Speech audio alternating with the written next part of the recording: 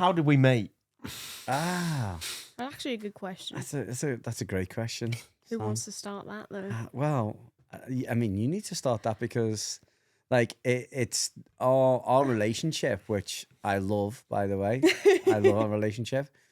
These guys have just been away on holiday, and I actually missed them. And I'm not normally like that, but I missed like their company and doing morning walks. Funnily enough, Andy is our dog behaviorist. Yeah, that's how it started. So, but it started with you on some level where like you had to seek me out. Well, yeah, because I have a difficult dog. I think that's the phrase I'm going to use. He's a complex dog. Yeah. Yeah, we actually rescued him from a couple that just they couldn't really handle him anymore. Once he like got to being an adult, he was a bit aggressive with the other dog. We didn't think too much of it, but then he kind of moved his aggression to us, which was obviously not the best thing when you're getting a dog, because you just want your dog to be a dog and just love you and just be a normal dog you see in movies. But yeah, so then I was like, well, once he had a go of you, yeah, he had a lovely little bite. I thought like I need to do something here. I knew that Oscar was getting like he was working with a behaviorist beforehand with the old owners, Right. and then I don't think I knew that. Yeah, he was working with an old behaviorist, saying like, oh yeah, dogs, go like they'll stay behind you. You open the door, you go out. Like that was like the stuff that we were getting. Which is there's nothing wrong with that, yeah.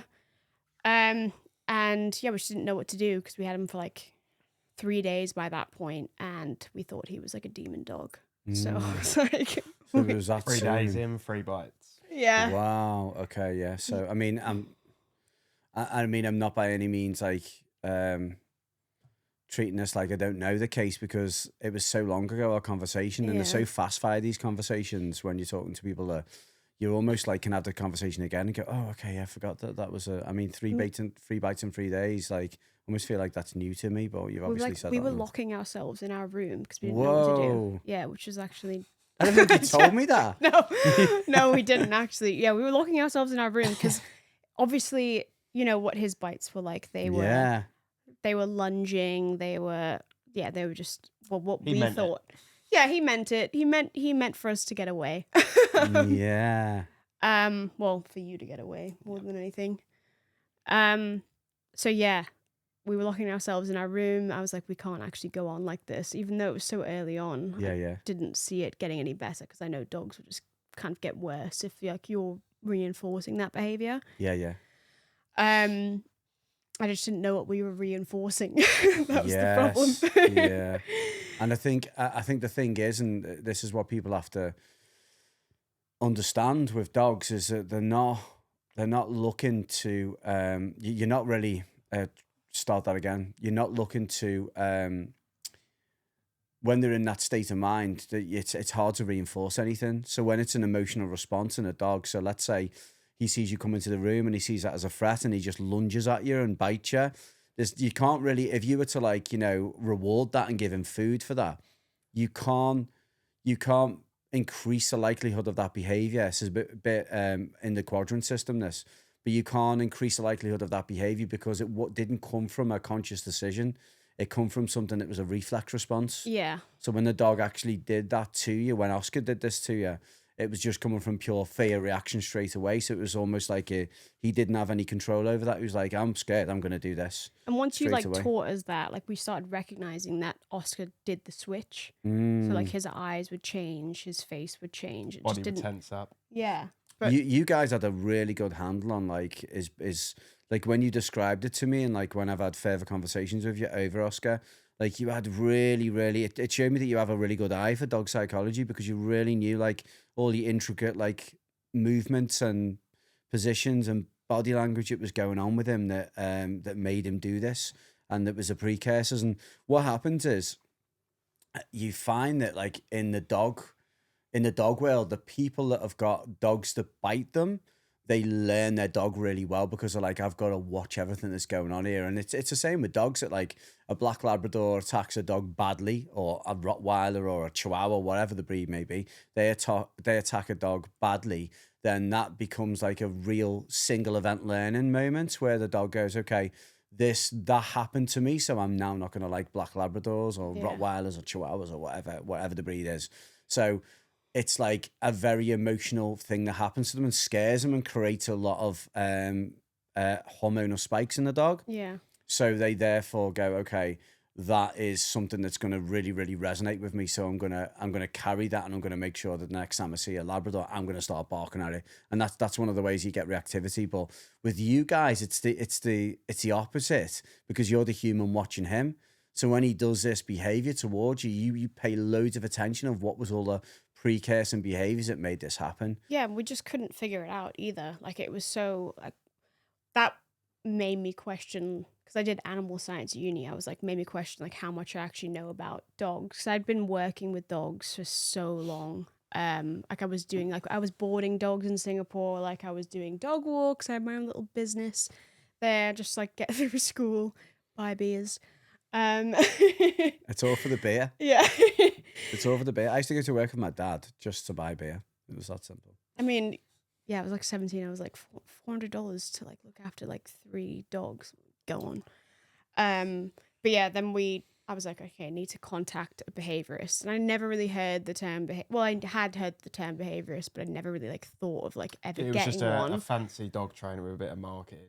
Yeah. That's what it was to you. Yeah.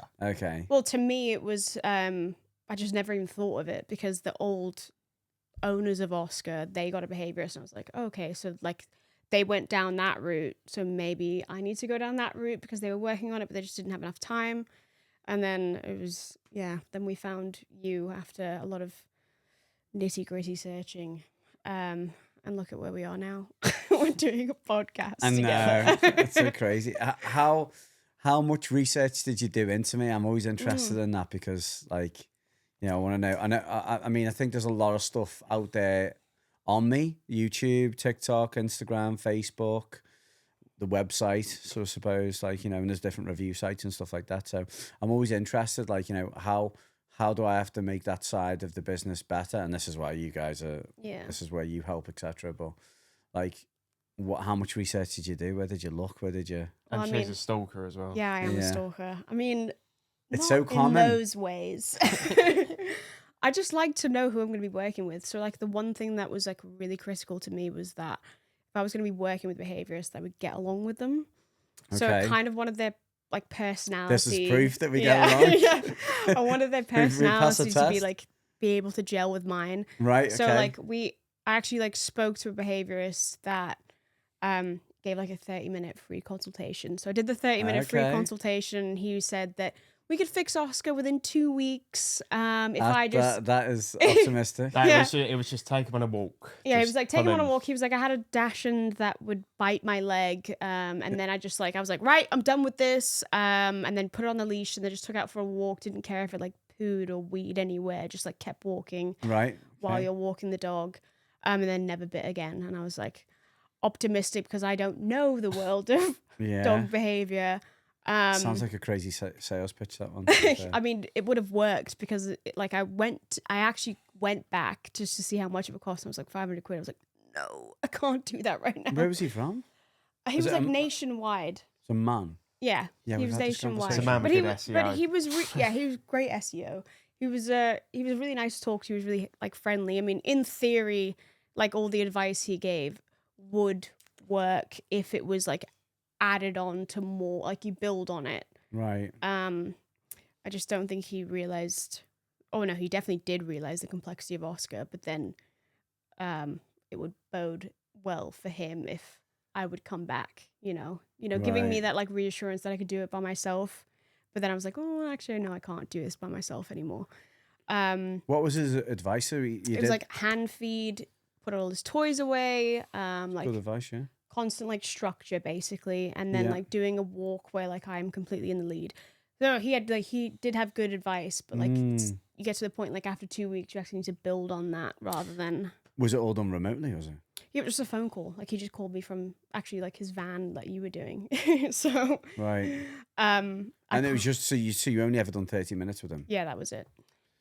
I think it was of- also just to be because of the fair with price. him. It was also a case of it was you'd get the information, but there wasn't the full story behind why But this might work. It was free, so like Yeah, I mean, it was free. in so you're not terms of gonna give- like, in terms of, you know, being a business, he helped enough for me wanting more, yeah, which was it's good. and That's that a good. sprinkle. Yeah, Nuggets, sprinkle. nuggets. And then what's supposed to have happened after that? Was you going to go and see him? Was he going to? No, it was just like it was so there was nothing tied to it. So our free consultation would just be a free consultation, and he sent like a follow up like 2 weeks later, like SEO stuff that you can elaborate on. Like, what did you think of it? It was good. What was it? So it was a 2-week period where basically set up like an auto timer. So you set up your Calendly.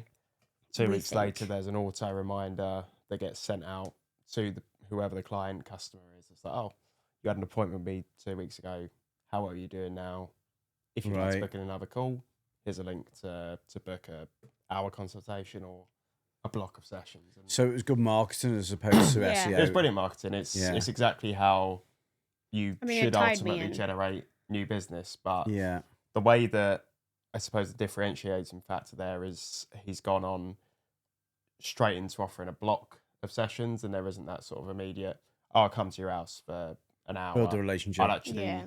not just build a relationship with you, but I'll build a relationship with the dog. I'll come over and I'll say, oh, Yeah, it was these are our immediate problems. And commitment. yeah, see it in person, and there was that immediate commitment part. And I think what we liked about when we went to you was that actually that first interaction, there's a lot more to. Build on. Oscar's an incredibly complex dog, Yeah. and you can't gauge that just on a description. Yeah. Oscar bites, so does every probably what you probably know mean, the statistics, but yeah, like they've- every 2 or 3 dogs probably bites at some point. Yeah. Yeah. And we'll, I don't and know we'll- the statistic. we by the can way. fact check that. Yeah. But it's like there's you realize, and I think we've realized just how unique every single dog is. Yeah. That it's very difficult to do anything unless you're seeing it in person. You're seeing how they react to every minute action that happens in the household. Yeah, and like I said, again, you guys become experts in doing that. And I think when you have a dog that bites you, you start to learn dogs really fast, like on a level you've never learned. Well, every other dog starts becoming easier to read, but yours becomes really difficult. Yeah, and then that's where the personal relationship comes in. For the viewers and the listeners at home, in case they don't know, SEO stands for search engine optimization, and that is basically how you rank on Google. So it's this is just for the people that don't know that. So okay, so But that is how we met. we met on that. That was the first Yeah. consultation. Came and to then- our house and you're like, didn't clean up for me, did you? No. Like, and then we Did knew I that. say that? Yeah. Yeah. I mean, our house was a bit of a mess at the time. It wasn't too bad. I You didn't came think. and you were like, oh, you didn't clean up for us. Isn't that And I was Christmas like, tree? It'd been a busy week. yeah, a bit of a busy week. And he was just a bit, came to our house, you know, and all in his Crocs and whatever. Yeah, I Just- know. I always go in Crocs. And then he was just like, so your dog's an issue at night, so why don't you just put him in a crate? And I was like, Why didn't we think of that? Honestly. well, I bought the crate. Yeah, you hadn't set it up, and that was a big thing. That You like, No, I didn't want you the can- crate because it ruined the aesthetic of the Yeah, living room. ruin the aesthetic of the house. Yeah. You'd rather get bitten than the aesthetic of the house. And then you were like, well, just put him in. And I was like, oh, I'm training him to get in the crate. And then you were just like, why don't you just put treats in and just walk away from it? And then Oscar gets in the crate as you're in the house. And I was just like, okay, oh, we did, yeah. I will Remember pay this for the now? block sessions. Yeah, you did. Yeah, that's a perfect time to pitch. Yeah, I that know, was. I know. And you were like really cheap compared to everyone else, especially like with a really good website and like good reviews. I was quite surprised. No, I know. It's just something that we've tried to do though. I've put prices up in the past, and they've been a bit higher than that previously, but I just have, I seem to always have like good people around me, you guys included, right? I have really good people around me who have got good hearts, and I find this is like my partner Kim, who is supposed to be with us today, but she can't be because she's got prior engagements, but she's hopefully going to be on the next episode. But she's just got a good heart, and I find that like I always surround myself with good hearts, which I love.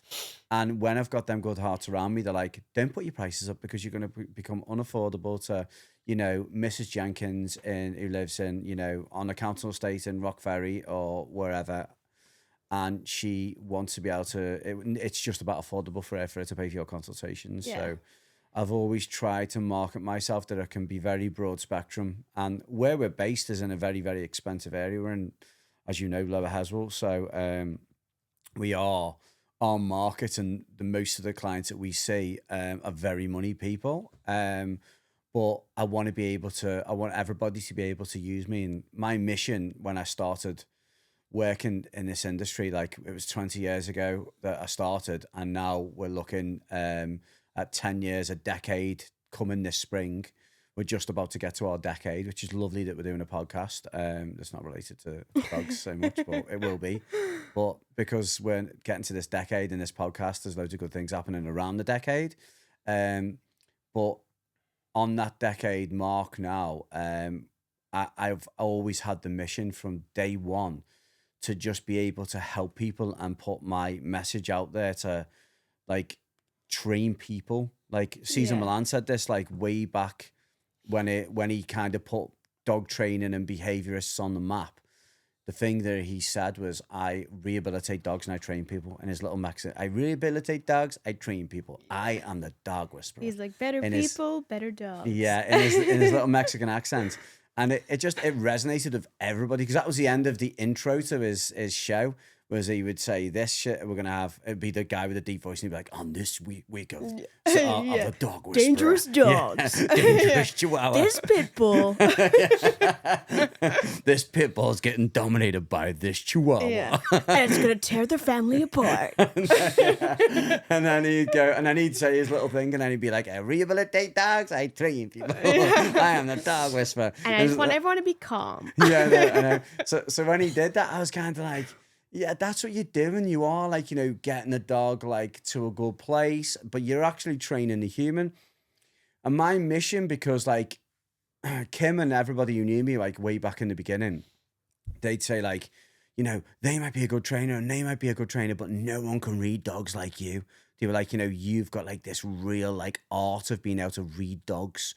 You know shit they're going to do before they're going to do it and what have you.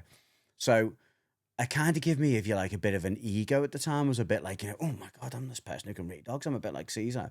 So I just, in my head, I was like, if I can teach people how to be around their dogs, and if I can make this a thing, you know, if I set my mission out to train people to be really good with their dogs and be strong with their dogs, I can make a difference in the world. And that was the thing I wanted to do. I wanted to get out there and just train as many people as I could to be stronger pack leaders. Because no matter how you're dressing it up and how no matter how the times move on, right? From positive only, negative reinforcements, all these different training methods, you've still got to be your dog's leader. So like there's a lot of like controversy around like the word pack leader. What do you think about that though? Well, it just comes down to this, is whether you want to, if you call it a pack leader or you call it an alpha or whatever terminology you give it, it just comes back to the same thing. You've got to be a good parent. You've got to be a good ambassador. And if you take this right back to where it come from, which was a pack of wolves, that there was like a bit of a system in place. Like there was literature out there by a writer called David Meach, I think it is. I can't remember how you say it, but it's David Meach. He is apparently I think he's like an artist or a photographer. And then he just wrote loads of literature on wolves because he was like, I mean, look this up, Sam. Yeah. I mean, I Yeah, think we're live. like, what was David Meach? What is his profession? But he wrote a lot of literature on wolves. Oh, he's a wolf researcher. Wolf researcher. So he wrote a lot of so we did one which was called something like The Ecology of an Endangered Species. If you found this book, So David Meach is a senior research scientist with the Biological Resources Division. He studied wolves and their prey since 1958, as well as other species of wildlife. He's the founder and vice chair of the International Wolf Centre. and then formed the wolf specialist group as well. Right. His books, well, he's got The Ecology of an Endangered Species. I think that's it. yeah. I'm just on wolf research, but he's got plenty of stuff. Yeah, but they targeted him when this whole leadership and alpha and all that come about. They targeted him, right? And they were like, he's a guy that said there's an alpha and there's a beta and there's an omega, right? Okay, but if you look into it deeply, this is how a wolf pack is formulated. This is what they said. This was a research that there was an alpha male, was actually an alpha pair. So that'd be mum and dad, right? So you'd have mum and dad, alpha male, alpha female, and they would basically breed for the pack, right? And then you had a beta, which was known as the enforcer. This is also bordering a little bit on some literature that's done by a guy called Sean Ellis, right? We actually had him down for a seminar at one point. Good guy. He lived with wolves. This was the thing that he wrote a book about, his experience of living in a wolf pack. He actually lived in a wolf pack. So they have an alpha pair, and then you have a beta, which is also known as the enforcer. It's almost like the bouncer. Then you have what you call subordinate levels, and within the subordinate levels, you've got a tester that is there to test and push and be really narky and push the pack to do different jobs and test if the alpha female can be mated with and see if certain pack positions are doing their jobs. You would have the tester, you would have the scout that was there to look out and be a little bit of an alert for the pack, like an alarm system. You would have a nanny, and her job was just to look after the wolf cubs when the rest of the pack went out and hunted. And I'm trying to think of the fourth one now. So you had a tester, you had a scout, you had a nanny, and you had You've got the one behind the pack, who watches, right? Like he protects. Well, that would be a scout. Okay. That's scout? Yeah. So what are we? Tester, nanny. You might not be able to research. Just tester. Yeah, I'm struggling. Tester, nanny, scout, and people are going to be screaming at me right now listening to this podcast going, Andy, you told us this years ago. It's this. Tester, nanny, scout, and Come on. I forget. Anyway, and then there's an omega at the bottom, which is like your social butterfly, keeps the energy up in the pack, etc. I'm trying to think of that fourth one. You're going to have to let it go. I know, there's four. It'll come back to you. I'll go full. Yeah, okay. I'll find it. Sean Ellis is the one to look after that. Anyway, so yeah, you had this wolf pack system, and everybody was like, well, there's not an alpha pair that is really dominant over the rest of the pack, and they're more like a family unit. And that's correct. They are more like a family unit. They all have their roles and they all perform. And if you look at a family, or you look at, I mean, I used to say this to people where if you look at a football team, you very much in a football team have similar systems. You have the chairman, you have the manager, you have the team, you have the goalkeeper and the defenders, etc. And you have everybody who does their job, but they all work as a unit together to make things happen. That's very much similar, because people were then saying, well, wolves aren't all about dominance, and they're not all about, like the alphas being like dominating everybody off the food, etc. It's more like a family collaboration, and it is. That's the truth of it. And this is where kind of I cross over from the three types of training, where you've got aversive training, balance training, and force-free, positive only training, where I'm actually on the side of everybody, because I understand it a little bit deeper. I'm not like, no, there is an alpha and there is a pack leader and they dominate everything. It's not like that. It is a collaboration. It's a family unit. And when they'd done deeper studies into it and realized that they were this family unit, that was when it was more like, okay, but there's still leaders who make decisions in the pack. And if you ever read Sean Ellis's literature, he has the alpha pair down as nicknamed as the decision makers. And that is down to they make decisions. There's also literature on this by Jamie and Jim Dutcher, the lessons of the Sawtooth Pack. They write a lot about the wolf hierarchy. And within that system and within these decision makers, they will be decision makers to, like, say, the alpha female would decide, oh, hey, it's the hunter.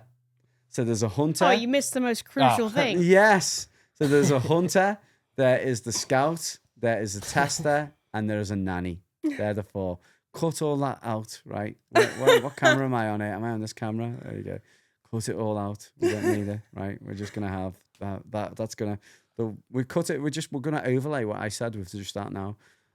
The nanny, the tester, the scout, and the hunter, right? Okay. But, like, how does this translate to, domestic dogs? Obviously, they're very genetically similar. They've obviously evolved from wolves. 78 chromosomes in the DNA of a wolf, and there's 78.4 chromosomes in the DNA of a Canis lupus familiaris, which is a domesticated dog. Yeah. And the Canis lupus is the wolf, right?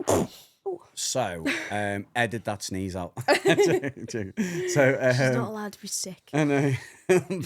All over the mic. Yeah. Blake's like, what are you even doing? Yeah, just... Anyway, so that is a wolf pack, right? And there is still, even with all the modern research that they talk about on wolves, there is still decision makers, and that's what we need to try and translate to humans with dogs and this human-dog relationship is even right back then, right back into the ancestry and right back to where the dog come from. A domesticated dog come from a grey wolf.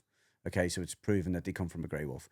And although they've gone from the wolf to a Chihuahua or a French Bulldog, right? Although it's massively changed, there's still lots of wolf traits. They still do similar behaviours that wolves would do, right? Okay. However, it has massively changed. We have domesticated them. We have become this unit where we can now, if you try to get a wolf into your home and you try to domesticate them and do normal dog stuff, it would dig your garden up, rip your house to pieces, jump the fence. Okay, it's not staying. They're big. They can get over your fence easy. You can't do it. So they have changed enormously to where they're just like this little pug that's just like curled up next to you on the couch and having cuddles, watching, Baby Reindeer on Netflix. I don't know why I picked Baby Reindeer, but I did. That was a good series. Hello, Baby Reindeer. Reindeer's sort of like a Hello. dog. Yeah, so reindeers and dogs are closely related. Right. So although they've changed, there's still lots of the traits in there, okay, and lots of the wolf behavior because you just can't take that away. DNA testing right now, and there's still that 78 chromosomes going on, so you've still got the same DNA. So they look dogs, and this is what it comes back to: is when a dog comes into your home, they may have a checklist. If a dog could come with a little clipboard and a checklist, they'd literally be like, treat me as natural as possible, go back to nature, be a leader to me. I love working in a team. I thrive off it. Working for my food works for me. Like having a leader when we're walking together works for me. I like all these things. This makes me complete as a dog. Because when you take me into this world and you go, oh, well, you can close doors. Oh, well, you put my food in a bowl. Oh, well, this isn't normal. Like, if you put me on the streets, I'll survive. Like, I can do it. Stick me on a desert island, I can survive, I can do it. I've still got all my instincts. I'm fine. I'm cool. But then you give them everything, and you go, there's your food. Oh, you haven't had your food. Do you actually reckon that you, like, if you just would have put a domesticated dog, they'd just crack on? Happens all the time. Dogs go missing, and they're missing for weeks and weeks and weeks. Breed dependent, or? Yeah, definitely. Yeah, because imagine a Chihuahua. I don't really imagine a Chihuahua pug taking kind of thriving. Yeah. Pugs. It's like taking sheep out. Yeah. Oh my God. But I can't really imagine Oscar. I mean, I can, because obviously, like, that is his background, but I also can't because he's just so. Yeah, like he can be incredibly fierce, but equally he will just sit in bed and not want to move. Yeah, it's like I don't really picture him just. I think it's breed dependence, definitely. And environment dependent as well with that. Yeah. Is it one of those where if you put them in a very difficult environment, it then becomes a case of just instincts override all of that domestication? I think you've hit the nail on the head, and I'm probably overshooting it where I say that, I just think all dogs should survive. Like they can survive enough for their capacity. I think like let's rephrase all of that. Let's change what we've said there. And I think that if you put a big group of different breeds on a desert island from scratch, I think it's different. Yeah. But I think once a human influence is in there, and you've got the humans that have like ruined them, if you like. I don't mean by spoiling them, I just mean ruin them by doing everything wrong. Like this whole checklist of like, treat me as natural as possible, and we'll have a good relationship. I think if you don't do that and you do it all the opposite, and then you try and put them on the streets, and you've got a dog that's so emotionally dependent on the human that they would struggle to do it. Yeah. Which is a good question, that really. It's Makes me realize that we're doing stuff wrong with Oscar. it's hard though, right? Do I think? I mean, Bruce was rescued, and obviously, you know, there was certain things that the owners. He had lovely people owning him. Bruce, there's no doubt. Bruce is Andy's dog, and he's an absolute angel. Yeah, he's a great dog. Yeah. He's a fabulous dog. He's an American bulldog, and he's got the gentlest heart. He's He does. beautiful. He really is. But he was with people that, like, you know, may have done things wrong, right? And it's by Not no means intentionally. They're just like, yeah. This is the thing. No one does it intentionally. They just think they're doing right by the dog, and they just get certain things wrong, and that's cool. Would he survive on the streets? I think he could. Do you think? Yeah, I think he could. Oh, I don't know. I think he has like this soft, like he's quite soft, but then his hard exterior could come out very easily. Is it a Mm. straight But he's very way- controlled with it. Like he knows when it needs to come out. Mm. I think you know that too, actually. 'Cause Yeah, I was you're going to worried say, is about it a him. street with like where he can interact with other humans to then gain an upper advantage of those humans? Or are we talking it's just dogs? I mean, they've dogs be evolved. dogs? They've evolved to like manipulate humans, if you will. Yeah, so Bruce would be exceptional at that. Yeah, because he's so cute, and he knows that he's cute. Yeah, but we're saying Lottie, especially, she knows that she's cute. Or are we saying like Desert Island, he's got no human interaction, he's got to survive. yeah. Well, that's I think that's Bruce what I could do mean when I it. say desert islands. I mean like nothing, no interactions, but Yeah. with maybe food resources. That'd be so interesting. Yeah, that it would. That would be such an interesting like experiment to do. Sam actually watched the documentary. The Isle of Dogs, was it? No, it wasn't about dogs. It was like about wildlife, like farming. Oh yeah, on the plane. Like on the plane. We were on the plane like 2 days ago, coming back from Thailand, and you watch a documentary about like just like the way that we do farming now is so controlled and so like Let's see what it's you can't have called. any pets. It's called wilding. Can't have any like pests. Like everything's really really controlled.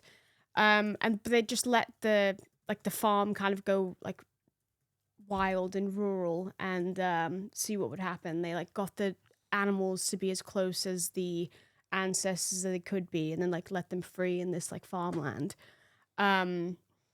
But Sam watched all the way through, and Yeah, so it's called Wilding, and the base concept is that they've inherited a farm.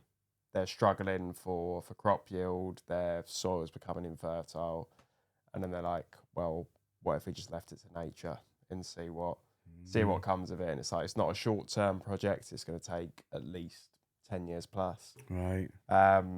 And it just followed the journey of just every single little step and how one animal, if a worm starts to breed there, then how that then leads to birds, and then you then need the wild cattle that will have a much better diet. They then start using actually the animals The rather than actual be reliant on instinct. feed. They rely on the environment, and then the entire environment changes. Yeah, by it's changing the- the ecosystem, right? And by the Yeah. end of, so I've just got it up now, they have a 3,500 acre estate, and it's become one of the most significant wilding experiments in the UK and in Europe. And yeah, it was by cool. the end of it, they had it was incredible. So they had all of their wild crops were like significantly superior to those of their neighbours. The farming community around them was very against it, and they said, "Well, look, this is great. We've got wonderful wildlife, but where's the food? Like, where are the crops that we can actually farm here?"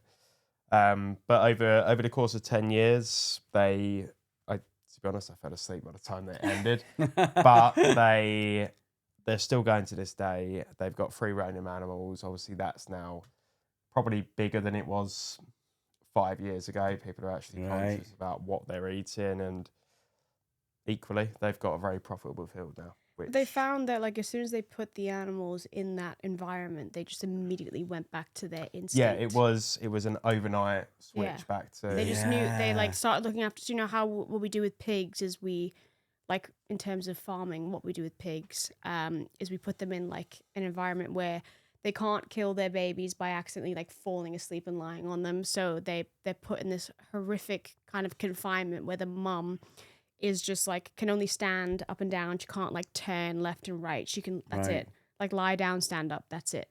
So the babies can go and get like the milk from her.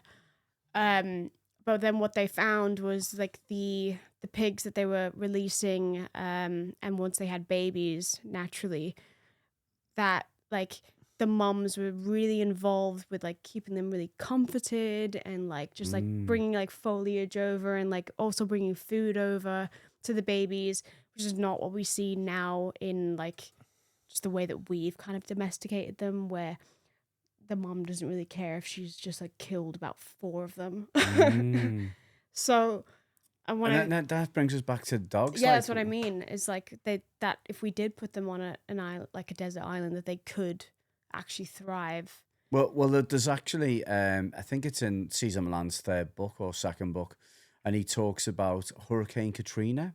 And he said that, I can't even remember now where the area was that happened, but Hurricane Katrina, maybe look that up for us, Sam.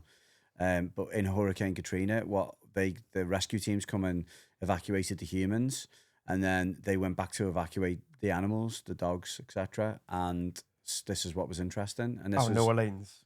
New Orleans, right? So this is what was really interesting about it was you obviously had reactive dogs. You had dogs that like had lots of separation anxiety and lots of issues, right? Okay, lots of common behavior issues in these dogs. And with the hurricane, the fences had blown down, and all the dogs were just roaming free. But when they went back to find them, they didn't just find a dog sitting by its house. And this supports what we were talking about massively. They didn't find a dog that was just sitting by its house, or we didn't find like random dogs here, there, and everywhere. They'd formulated packs, and they were actually being led by like a beagle that had the best sense of smell that could find the food the best. So they become this family unit and become unified together as a pack. And people were going back and going, excuse me, but my Doberman like hates dogs and attacks dogs and is lunging at the end of the lead every time we go on a walk. But now it's actually in a pack, and it's now like getting along with dogs, like it's in now survival mode and now like formulated this survival system. So regarding like dog reactivity, obviously, like I feel like it's increased so much. Like I feel like you never used to hear about it, like back in the day, or like with anyone else's dogs. Definitely. Do you think it's because like we're segregating dogs more, or like when like you know how everyone says like don't introduce your puppies to other dogs, blah blah, blah, which I agree with, but like now that we've evolved, why do you think reactivity has increased so much that like I guess needs for you have increased a lot as well? Because I wouldn't have imagined that like 10 years ago it would have been as big as it is now. Doesn't feel that much different. 10 years ago it was. Yeah, it was quite. I suppose there's more information available online for people to. It's more known now.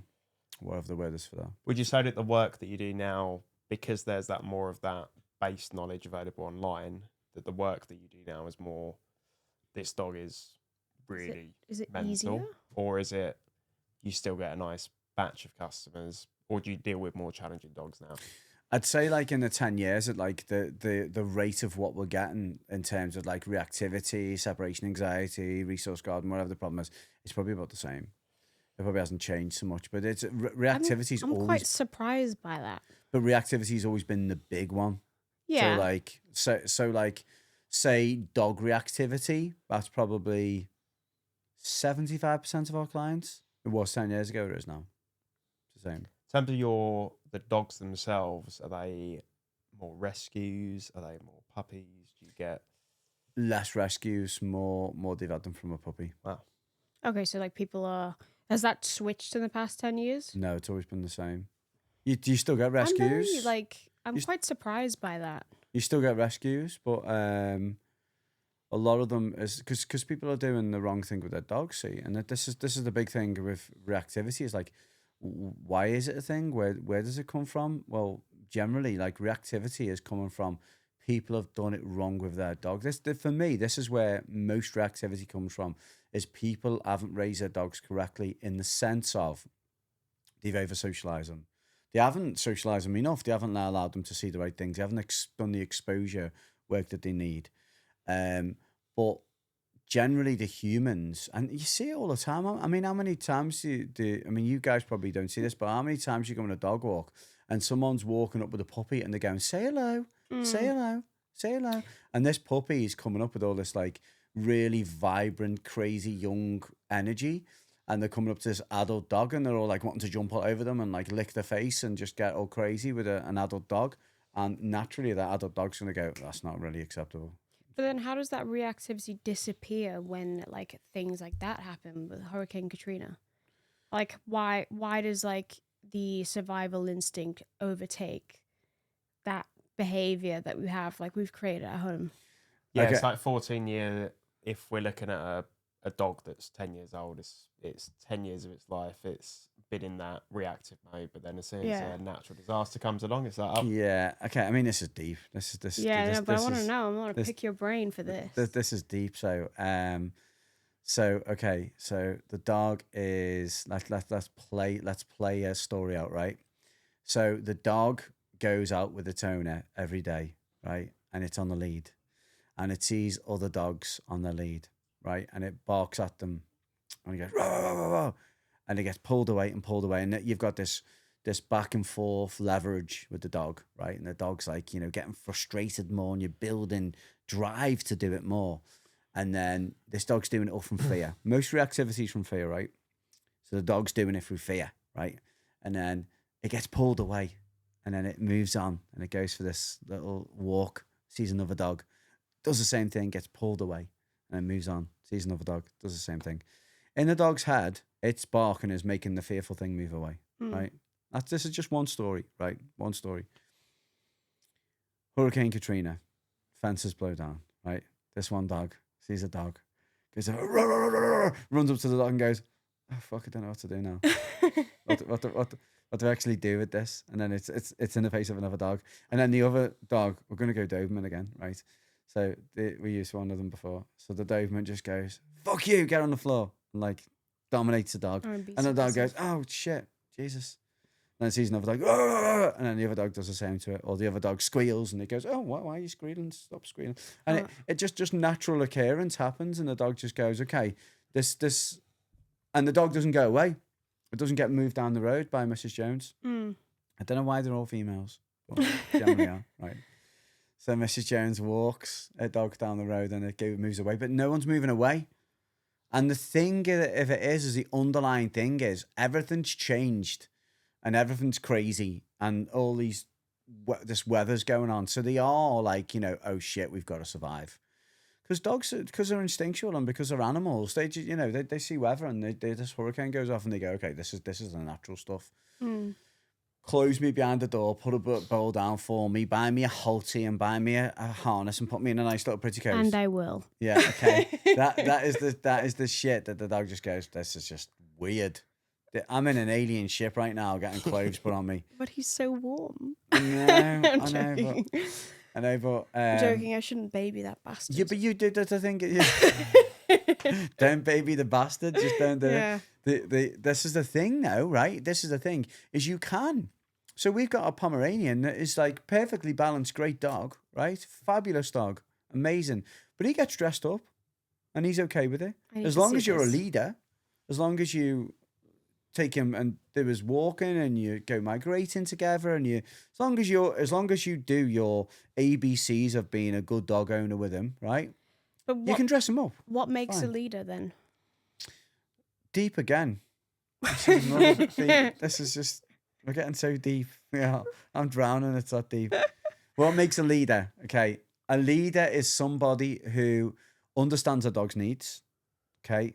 This is a great TikTok, by the way. A leader is somebody who understands their dog's needs, primary, gives them a good diet, make sure that they need the right exercise, make sure that their drives are fulfilled, but also is able to train them and create engagement, teach them to understand impulse control, but also, which is the leadership part, is be able to like follow through and be able to make sure that things happen. And that's the big thing I find. If someone comes to me and goes, I'm not a pack leader to my dog. So I've had it very recently where I've got a client that's come to me where she's divorced from her husband. She's getting divorced from her husband. And her husband was pure leader to the dog.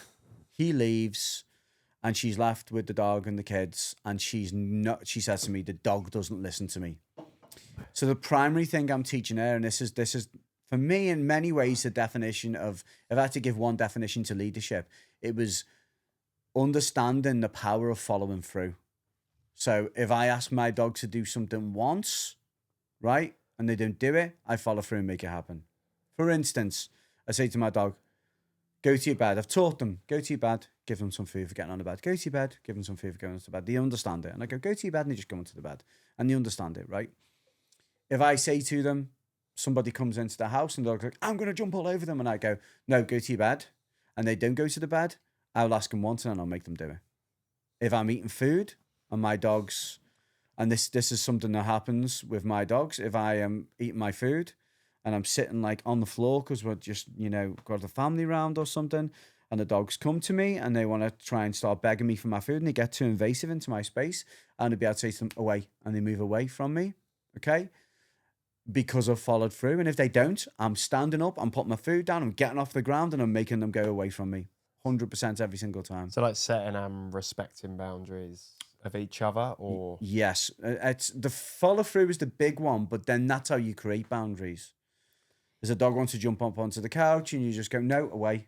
And then the dog goes away, doesn't come onto the couch, goes and settles down. Then we can invite them up onto the couch if we want to. But I've got it to the point now where with my dogs, if I'm eating food, I can just raise my eyes and look at them. And as soon as I look at them, they will move away from me because they know that it's a precursor and I'm going to follow through. That's the difference. Everybody goes, it's so easy for you. You can make this work with dogs. It's so easy. You just shush. I shush at my dogs and they don't do nothing. I go shh to my dogs and they don't do nothing. You go shush and they'll stop fighting. They play fighting, you go shh and they just go separate immediately. I shush. I've tried to shush. This is what differentiates you and that person? To that person. So exactly what we've just said. It's the follow through. So when I shush and push. It's my little rhyme. Okay, it's my little poem. And so I will always shush and push, meaning that I shush, stand up and push, and just make them move. I make it happen every single time. I am so like, I don't know where this come from. I don't know if it's because I was a very determined child or whatever it was, but I don't know where it come from. But I when I started like learning about the dog world and being a pack leader and learning about my dogs and raising my dogs, I could not ever let them think that they could get that, not even one up on me, but I was ever not serious. But what was interesting about you is you had a really interesting start to like dogs. And you were quite fearful of them. I was terrified. Because your auntie's dogs. Yeah. So yeah, and this is yeah. So like, how did you even get to like? Because from what I understand, like assertive energy is like quite important, or like just energy in general, like what you're giving off. Okay, so I think that the drive for that was fear. So when I was a kid, I loved dogs, and I had a dog called Sky, a female Jack Russell, who my parents bought. I used to sit and lie down in front of the fire with her as a very, very young baby, and I would squeak her ears. Squeaking her ears means that I'd get her ear and I'd fold it over, and I would rub it between my hands like it was a comforter. So the dog's ear was my comforter when I was a baby. And at 6 months old, she ran out the house, and we never seen her again. And then we never had another dog. So from that age, which I was probably about 2 to 7, I was looking for the dog. I was on the streets and I'd ask everybody, have you seen my dog? Have you seen my dog? So I spent years in this state of like real, like feeling really sad because I couldn't find my dog anywhere. She was missing. I always thought it was a male, by the way, but she was a female. And I was looking for Sky. I named her. They said, what do you want to name the dog? And I said, Sky, this Jack Russell. My nan had a Jack Russell up the road. I love that dog. And then I think when I got to about 7, 8, I had a German Shepherd chase me and bite me on the bum. And then that's where the fear started.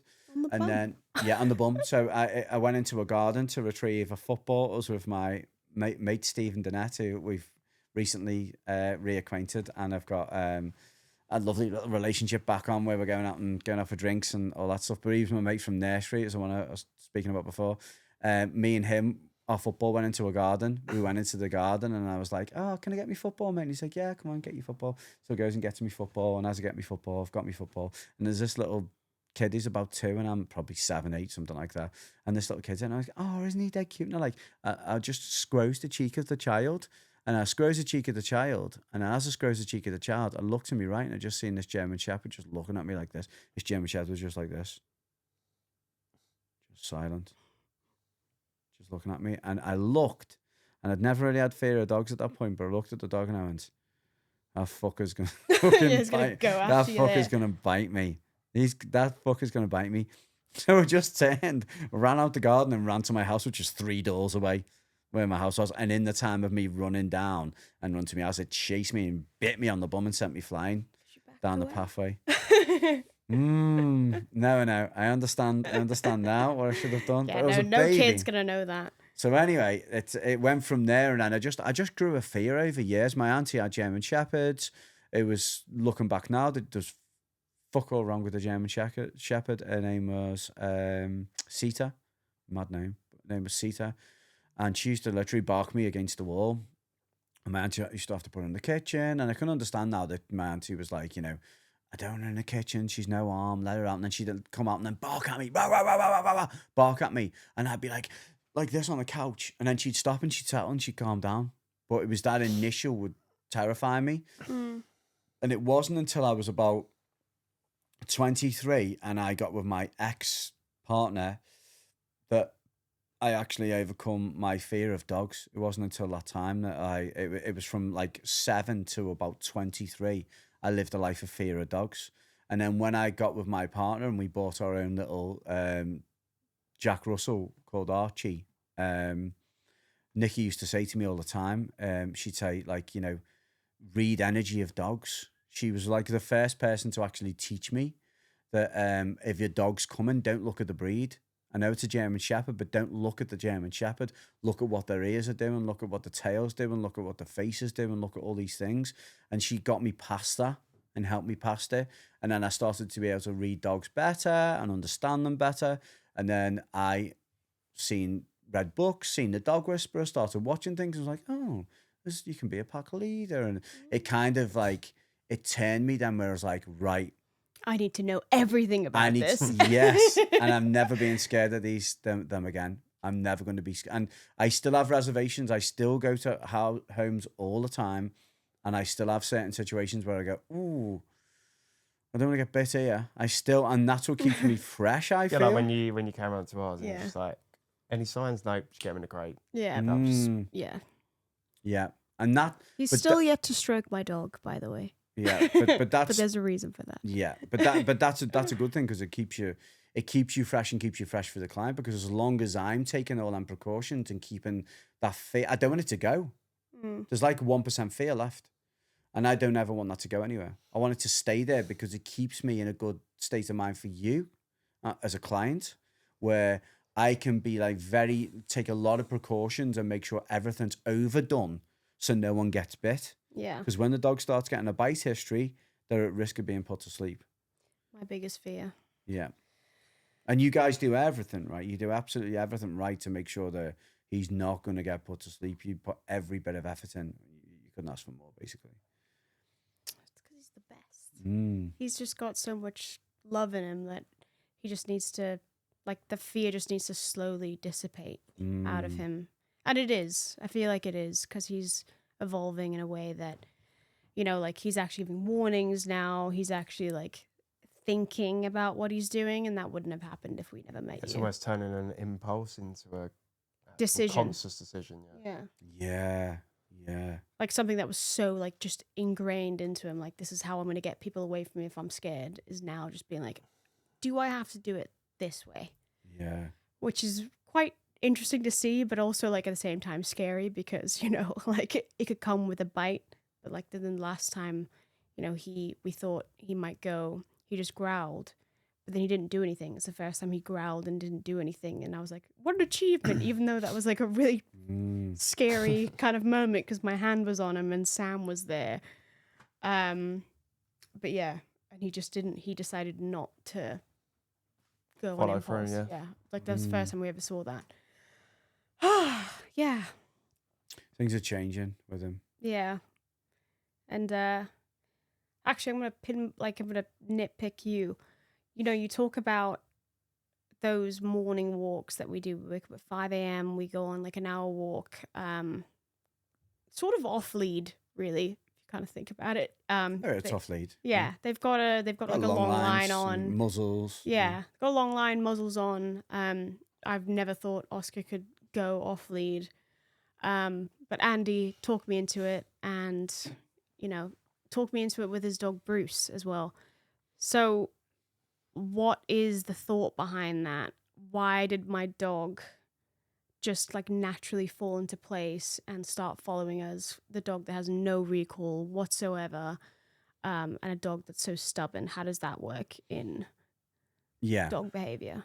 Okay, so first things first is we've done this hundreds of times, right? Maybe even thousands of times. But the first thing is what is his pack drive like? Dogs live in 3 drives. They live in pack drive, defense drive, and oh my God, I'm going to do this again. Pack drive, defense drive, and prey drive. Okay, so 3 drives. Yeah, didn't do it. Pack drive, defense drive, and prey drive. So they're basically in any of the 3, and mostly when they're at home, they're mostly in pack drive and cuddling up on the couch and stuff like that. When they're out, they can be in prey drive, etc. When they see a dog coming towards them, they can be in defense drive, and someone knocks at the door, they can be in defense drive. They're basically in 3 drives throughout their existence, right? So we have to assess, like, is he this big, thick, crazy hunter? He may have prey drive there, but it's not wild, right? So what's the risk of him running off and just being gone? Okay. Is he terrified of you, right? To the point where he's just going to run as soon as you let him off? No. Is his pack drive high? Yeah, we know that when he's not biting, he's the biggest, softest, most loving dog in the world, right? There's no doubt, right? So he's high in pack drive. So a dog that's high in pack drive, if you let them, well, I mean, we had a long line on him, but if we let them just go and do some necessary tests. So I had hold of a long line for a little bit, and I was like, where's his head going? Is he going that way? Give him a bit of slack. Does he come back towards us? Yes, he does. Give him a bit of slack there. Does he come back towards you?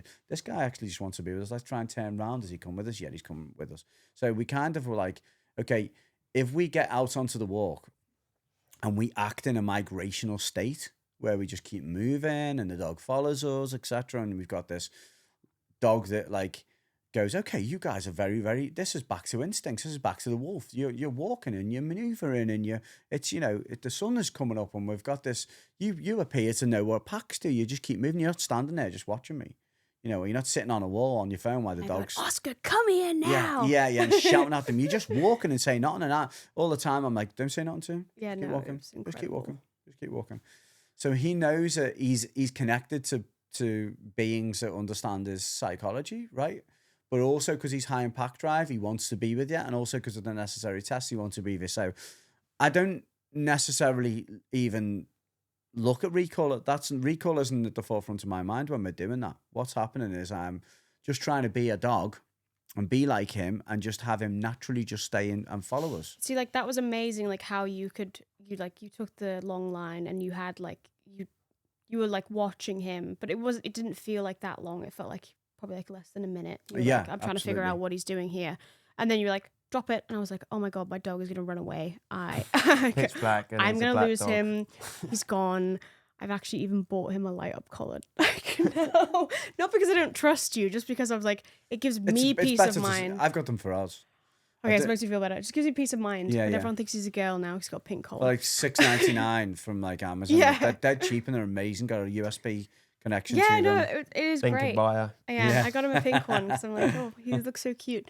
But I just was so astounded by the fact that for a dog that had been so stubborn and so, I'm not going to say irritating, but yes, irritating. He was irritating. He was very stubborn. He was very irritating. But I just like didn't trust him enough. But then obviously like I feel like you're training me at the same time to be like more trusting, and like while doing that, he's also trusting me because I'm trusting him on these walks, which is Very what you big. say that like it's empowering and stuff. But the fact that you know that so quickly, that how he's going to behave, is really interesting. And how can you be so sure of that? It's experience. It's doing it so many times. It's building that myelin sheath in the brain, the neuroconnectors of you do it so many times that you just know. But what if, like, have you ever had an experience where it, like, just, like, kind of differed from what you thought it would? Sometimes in the early days, there were some dogs where they just, and you can't predict it. Like at some point, he could just go, right, I've seen something and I'm off.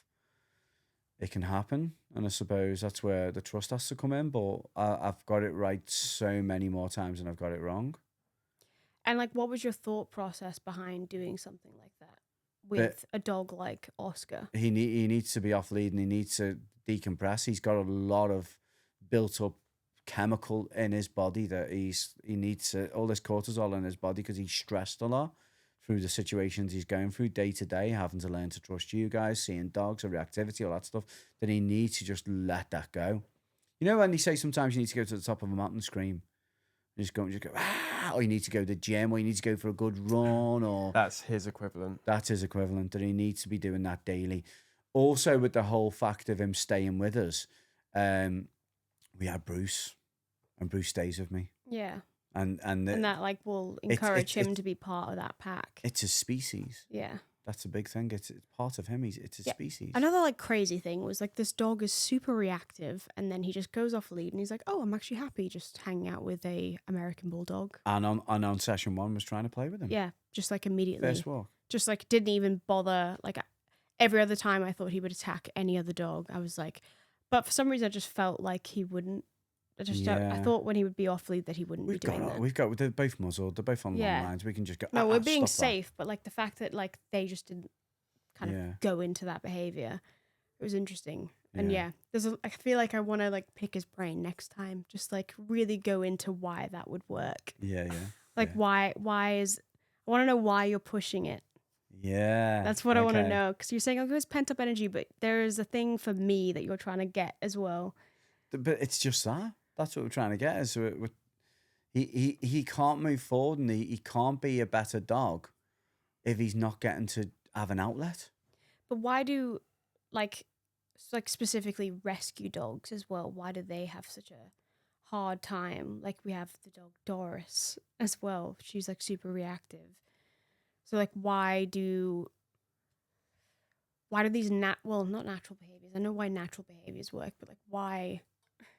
Trying to think of the way to phrase this question, that rescue dogs are so fearful, and they're like, even if you get them as a puppy, like you feel like you touched on this one time, like where does that fear come from? Yeah, I mean, I know that they like try to evade humans as much as they can, like when they're street dogs. You're talking about like from foreign countries and stuff like that. So like Romanian. Like we've got street Romanian dogs. street dogs, Macedonian street dogs that are just. Well, they are like unmanageable sometimes. Yeah, so it's just about genetics a lot of the time as well. It's about like what's their bloodline, what's their genetics like.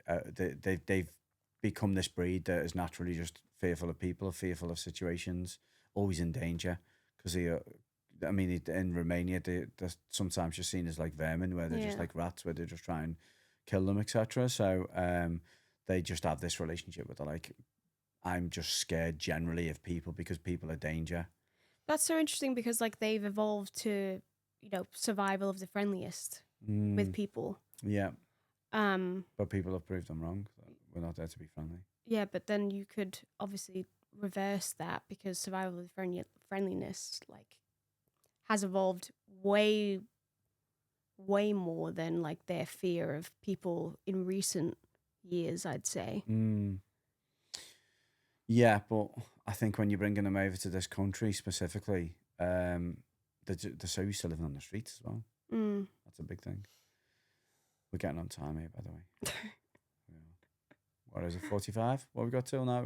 We wrapping up, yeah? Okay. I don't even know how to wrap up. How'd you wrap up? So this kind of concludes the end of our first episode. it wasn't going to be all about dogs, but It wasn't. We had It loads was- of. We had didn't even have dogs in the itinerary. No, No. it wasn't going to be about dogs, but these guys pushed it to be about dogs, and I think it's very selfish of them to just it's like. not. How is it selfish? It's so selfish because you just want to. Yeah, it's a bit. This Do you know turned into a what? consultation. It's interesting. No, it hasn't done. I haven't touched on anything new, so I could have, but I didn't. This was a free consultation. No, I already knew all the answers. Just wanted to pick his brain for the audience. No, so I'm gonna kind of end this podcast by being grateful to you two for being in my life, mine and Kim's life, our family's life, and meeting you and getting this really nice connection and feel like, you know, we do connect on so many great levels. I'm doing this podcast, like making this happen. I never thought that I'd be having my own podcast, but I've kind of pushed it quite a bit, haven't I? And I've been like, this is the date. We're held This is around when we're some- doing it. Yeah, it's like, this is when we're doing it. you Let's guys do have it. just come back from holiday. By the way, we've got a podcast 2 p.m. picking up. Yeah, I know. It's just, but it just felt right, didn't it? No, So, it did. I actually so, really enjoyed it. So yeah. So I'm really grateful for you both to have done this with me and have this experience.